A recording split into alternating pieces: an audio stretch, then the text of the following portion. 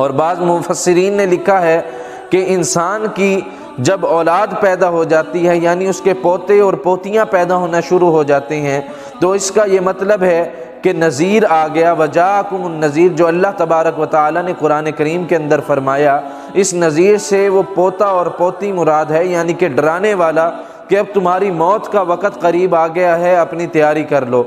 और इस सब को एक अरबी शायर ने बड़े अच्छे अंदाज में बयान किया है, तिल का ज़ुरू कद्दना हिसादुहा, यानी जब इंसान की औलाद पैदा हो जाए, उसके पोते और पोतियाँ पैदा हो जाएं और इंसान का बदन कमज़ोर हो जाए, तो उसको ये समझ लेना चाहिए ये वो खेतियाँ हैं जिनके काटने का वक़्त आ गया है, यानी उसकी मौत का वक़्त आन पहुँचा है। अल्लाह तबारक व तआला हमें भी मौत से पहले मौत की तैयारी करने की तौफ़ीक़ अता फ़रमाए।